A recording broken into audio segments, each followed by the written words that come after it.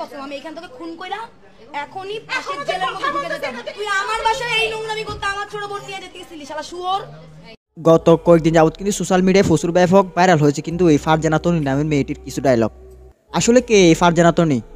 মেয়েটি কি ঢাকা বিশ্ববিদ্যালয়ের ছাত্রী? কিন্তু মেয়েটি হচ্ছে ঢাকা বিশ্ববিদ্যালয়ের ছাত্রী নন, সে একজন কলেজের ছাত্রী। তবে এই মেয়েটি যে পরিমাণ উচ্চস্বরে কথা বলে যা দেখলে ভাই মানুষ পর্যন্ত ফিদা হয়ে যাবে। অনেকে বলতেছে মেয়েটি নাকি বাংলার বাঘিনী, আর বুকে নাকি অনেক পরিমাণ সাহস আছে। আসলে আপনাদের বাংলার বাঘিনীর পিছনে কিন্তু অনেক রহস্য আছে, যে মেয়েটি এই সাহস কোথায় পেল, বাট এত উচ্চস্বরে কেন কথা বলতে পারে। আসলে বাংলার বাঘিনী হচ্ছে মূলত নিয়মিত একটা ড্রাগ সেবন করে। একজন মানুষ যখন নিয়মিত ড্রাগ সেবন করে তবে সে যখন একটা কথা বলে তবে তার হাজার কথা বলার ইচ্ছা করবে, সে চিৎকার করে করে কথা বলার ইচ্ছে করবে, তবে সেটাই তার একটু ভালো লাগবে। আর গায়ে কিন্তু একটা এক্সট্রা এনার্জি চলে আসে যখন যখন মানুষটি ড্রাগ সেবন করে। এই মেয়েটি যে পরিমাণে উচ্চস্বরে কিংবা চিল্লাচিল্লি করে কথা বলে তা দেখলে বোঝা যায় আসলে মেয়েটি কিন্তু ড্রাগ আসক্ত।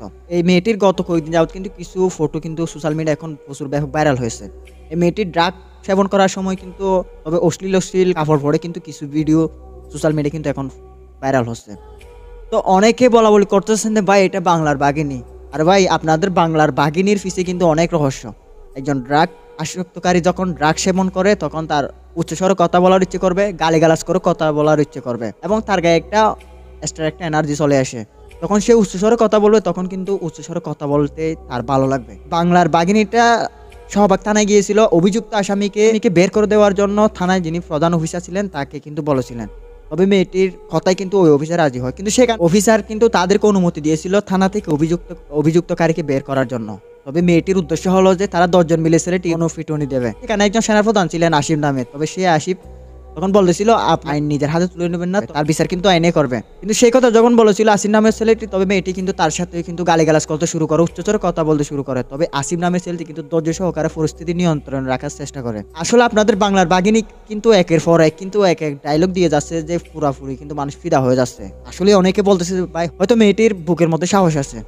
আসলে তার এতটুকু সাহস আসার মূলত কারণ হচ্ছে ড্রাগ সেবন। তারা বান্ধব মিলে যখন ড্রাগ সেবন করে তবে তার উচ্চস্বরে কথাও বলার ইচ্ছে করবে, তখন গায়ে একটা এক্সট্রা একটা এনার্জি চলে আসে। সেটাই ঘটতেছে এই বাংলার বাঘিনী। আসলে মেয়েটি নিজেকে বাংলার বাঘিনীর দাবি করার চেষ্টা করেছিল, তবে সে জানতো যে মানুষ তাকে 3 সেকেন্ড উপরে তুলতে পারে সেই মানুষ তাকে 1 সেকেন্ডে নিচে নামিয়ে আসতে পারে।